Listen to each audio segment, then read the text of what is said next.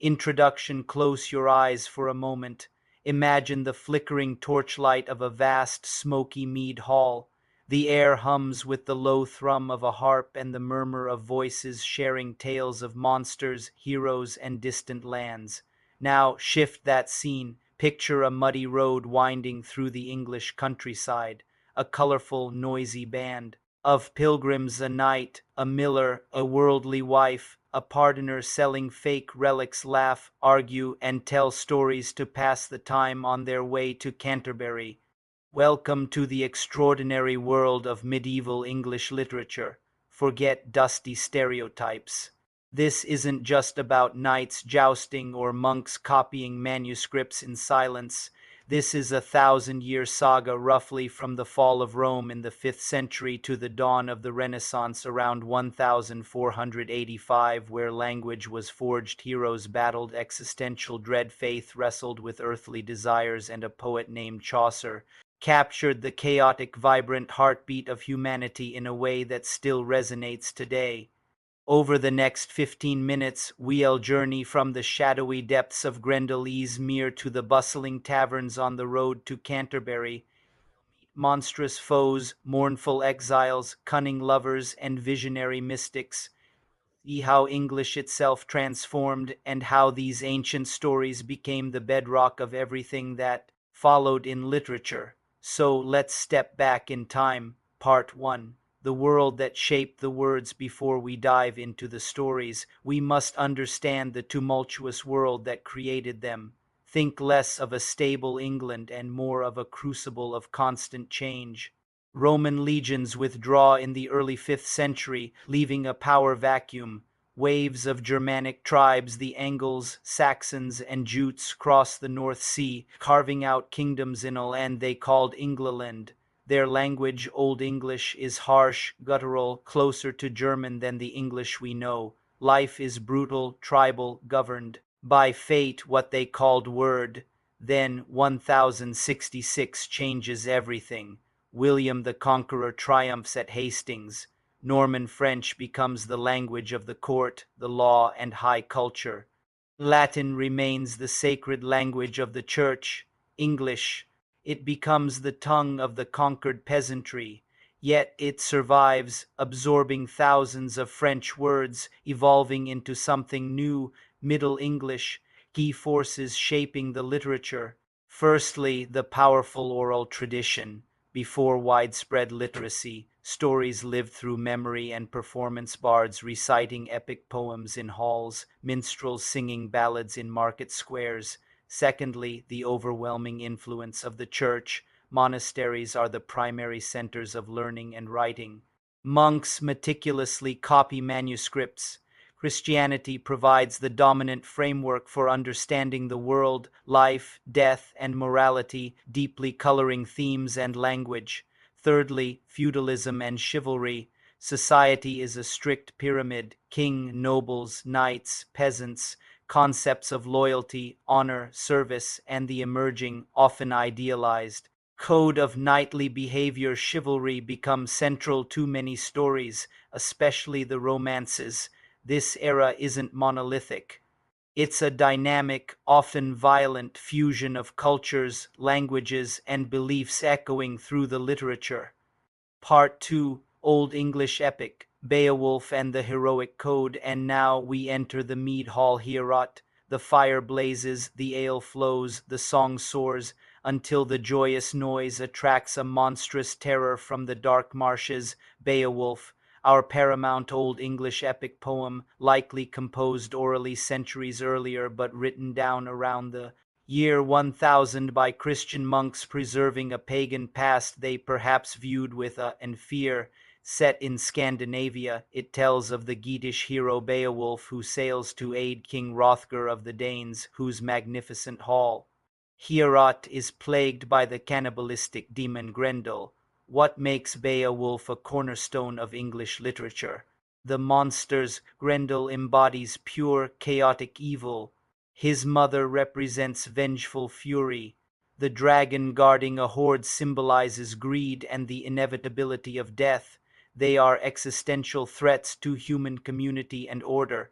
The hero, Beowulf is the archetype of the Germanic warrior, physically immense, fiercely brave, bound by loyalty and the pursuit of everlasting fame loft through glorious deeds. His boasts are solemn vows, his strength is legendary, the heroic code. This is the core: courage in battle, loyalty to one's lord and kin, generosity to followers, strength, and the paramount importance of reputation. Failure means shame, exile, oblivion, themes. It's a primal struggle of good versus evil, but layered. It grapples with fate. Word, can heroes truly control their destiny? It contemplates the fragility of human society and the fleeting nature of life and glory, and crucially, it shows the tension between the older pagan values of heroism and vengeance and the newer Christian message of humility, divine providence, and the evils of pride.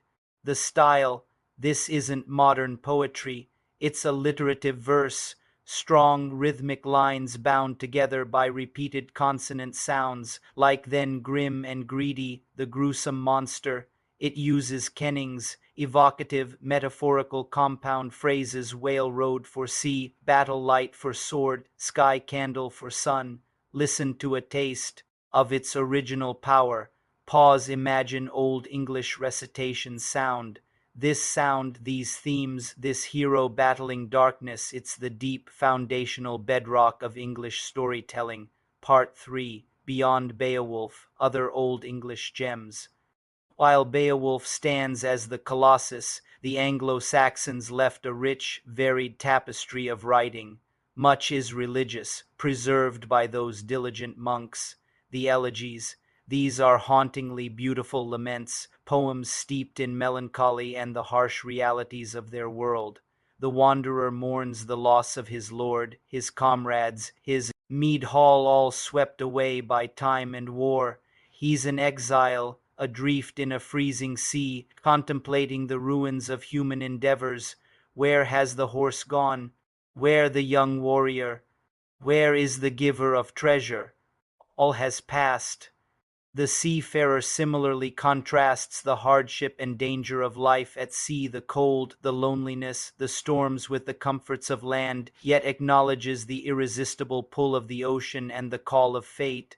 These poems speak profoundly of exile, transience, loss, and the search for meaning in a world governed by word and God. Religious poetry, adapting biblical stories with Anglo-Saxon sensibility. The Dream of the Rood is a stunning masterpiece. It recounts the crucifixion of Christ not from a human perspective, but from the viewpoint of the cross itself, the rood. It's a powerful, moving blend of heroic imagery, Christ as a young warrior embracing death, and deep Christian devotion. Prose: don't forget the Anglo-Saxon Chronicle, a remarkable year-by-year historical record begun under King Alfred the Great. It provides invaluable, often starkly factual, accounts of invasions, battles, kings, plagues, and natural wonders, the raw history against which the literature was created. Old English literature offers profound depth, epic struggle, existential sorrow, fervent faith, and the meticulous recording of a tumultuous age.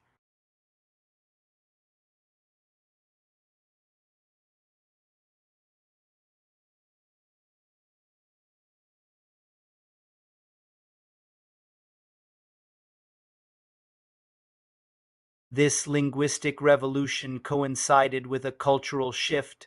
The French brought the ideals of chivalry and courtly love, elaborate, often highly ritualized codes of knightly behavior and romantic devotion. This spawned the dominant secular genre of the High Middle Ages, the Romance. These weren't primarily love stories in our sense. They were tales of adventure, quests, marvels, and knightly deeds, often set in idealized or fantastical versions of the past, like King Arthur's court. Sir Gawain and the Green Knight, late 14th century, is perhaps the finest Middle English romance. Imagine a Christmas feast at Camelot shattered by the arrival of a gigantic green-skinned knight on a green horse. He offers a bizarre challenge, a beheading game. Gawain accepts, beheads the knight, only for the Green Knight to pick up his head and remind Gawain to meet him in a year for the return blow. What follows is a profound test of Gawain's courage, courtesy, and honesty, wrapped in rich symbolism, psychological depth, and vivid descriptions of the harsh winter landscape. It explores the tensions within the chivalric code: courtesy, loyalty, piety, and the fear of shame. Arthurian legends flourished stories of Lancelot's forbidden love for Guinevere, Merlin's magic, the quest for the Holy Grail. Other popular romances involved heroes like Sir Orfeo, a medieval Orpheus, or King Horn. Themes: chivalric duty, complex courtly love, often adulterous and unattainable, testing one's virtue, encountering the magical or supernatural, religious quests, and maintaining honor. These were the popular escapist entertainment of their day, full of color, action, and idealized values. Part 5: Geoffrey Chaucer and the Canterbury Tales. A literary earthquake. Now we arrive at the towering genius who bridges the medieval and modern worlds. Geoffrey Chaucer, c. 1342–1400. A Londoner, a courtier, a diplomat, a keen observer of humanity. Writing in the vibrant London dialect of Middle English, he gave us the Canterbury Tales, unfinished, yet arguably the single most important work in early English literature. Why? The revolutionary frame story. A group of around 30 pilgrims from all walks of life gather at the Tabard Inn in Southwark, preparing to journey to the shrine of Thomas Becket in Canterbury. To pass the time, their host, Harry Bailey, proposes a storytelling contest. 2 tales each way, the best teller wins a free meal. This simple device is pure brilliance, unprecedented social panorama. Chaucer doesn't just show us knights and ladies. His pilgrims are a microcosm of 14th century England. The noble knight, fresh from crusades; his son, the squire, a fashionable lover; the worldly, gap-toothed wife of Bath, married 5 times and an expert on marriage experience, though new nocturity were in this world, is right yenog for me. The corrupt, greedy pardoner selling fake pardons and pig's bones as relics; the earthy, drunken miller; the prim prioress; the shrewd merchant; the hard-working ploughman. It's a vibrant, often hilarious, sometimes scathing portrait of a society in flux, a kaleidoscope of genres and voices. The tales themselves reflect the tellers and cover an astonishing range. The knight tells a long philosophical romance of love and war. The miller responds with a fablio, a bawdy, raucous tale of a cuckolded carpenter. The wife of Bath delivers a prologue and tale arguing fiercely for female sovereignty in marriage. The pardoner tells a chilling moral tale about greed, punctuated by trying to sell fake relics to his fellow pilgrims. There are saints' lives, moral fables, sermons, tragedies. Chaucer, the observer and innovator. His genius lies in characterization. Through their tales and their interactions on the road, the pilgrims reveal themselves, their virtues, vices, hypocrisies, and humanity. He uses irony masterfully. He champions the vernacular, proving English could be as sophisticated, beautiful, funny, and profound as French or Latin. He captures the messy, contradictory, endlessly fascinating reality of human nature with humor, compassion, and sharp social commentary. He is the father of English literature as we know it. Part 6. Beyond Chaucer, mystics, morality, and Malory. While Chaucer shines brightest, the late medieval period offers other crucial voices. The mystics, extraordinary individuals, often women, seeking intense personal union with God. Julian of Norwich, c. 1343–1416, anchorite living in a cell attached to a church, experienced profound visions. Her book, Revelations of Divine Love, is the first known book in English written by a woman. It's deeply contemplative, optimistic, and famously includes the line, "All shall be well, and all shall be well, and all manner of things shall be well." Marjorie Kemp c. 1373–1438 dictated her passionate, unconventional, and often controversial spiritual autobiography, a raw account of visions, pilgrimages, and emotional piety. Morality plays. As we near the end of the Middle Ages, a new dramatic form emerges. Unlike mystery plays based on Bible stories, morality plays are allegories. Abstract characters represent virtues, vices, and the human condition. The most famous, Everyman c. 1500, is stark and powerful. Death summons Everyman. His companions, fellowship, kindred, goods abandon him. Only good deeds, weakened by his sins, can accompany him before God. It's a universal meditation on mortality, repentance, and what truly matters at life's end. Sir Thomas Malory, writing from prison in the chaotic aftermath of the Wars of the Roses c. 1470, Malory compiled and reworked the vast French and English Arthurian legends into prose. His La Mort d'Arthur, The Death of Arthur, became the definitive version of the Arthurian cycle for centuries. It's a sprawling tapestry of chivalry, love, betrayal, magic, and tragedy, capturing the rise and fall of Camelot and the ideals it represented, marking a poignant end to the medieval chivalric world. Part 7. Why does this matter? The medieval legacy. So, why spend time with these ancient texts? Are they just historical curiosities? Absolutely not. They are the foundation stones of our literary heritage. Without Beowulf, there is no concept of the English epic hero. Without Chaucer, the richness of the English language and the tradition of complex characterization might have developed very differently. Shakespeare stood firmly on their shoulders. These stories are timeless.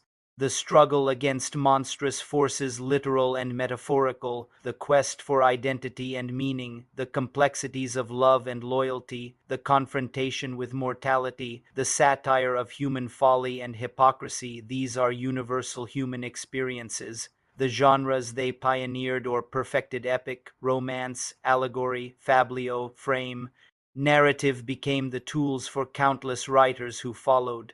Think of Tolkien's Middle-earth, deeply indebted to Beowulf and the sagas. Think of the endless retellings of Arthurian legend in film and fiction. Think of the social satire in Dickens or modern sitcoms, echoing Chaucer's eye for human weakness. They reveal our cultural DNA.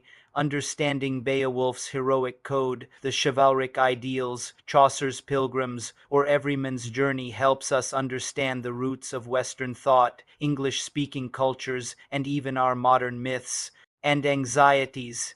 They show us how people grappled with faith, power, love, and death centuries ago, struggles that continue to shape us. Conclusion and call to action. From the echoing, monster-haunted mead halls of the Anglo-Saxons, through the chivalric quests of knights errant, to the bustling, diverse, and utterly human pilgrimage road captured by Chaucer, medieval English literature is a vast, rich, and astonishingly vibrant landscape. It's a world where faith wrestles with doubt, heroism confronts mortality, and the raw power of language begins to shape a national identity.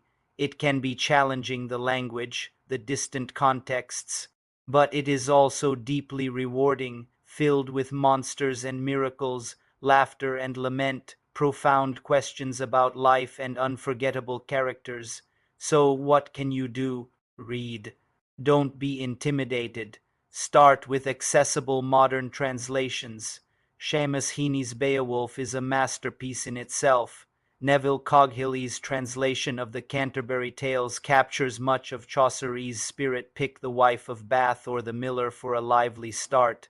Listen. Find recordings of the texts, both in the original languages, to hear that incredible sound, and in translation. Explore. Watch adaptations like the visually stunning film The Green Knight or classic BBC versions of the tales. Visit websites of great libraries like the British Library to see digitized medieval manuscripts. The artistry is breathtaking. These voices from over half a millennium ago aren't silent. They are the deep roots of our stories, our language, and our understanding of what it means to be human. They still have the power to thrill, to move, to challenge, and to make us laugh out loud. Go and discover them for yourself. Thanks for joining this journey through 1,000 years of literary history. Subscribe and like for more videos like this.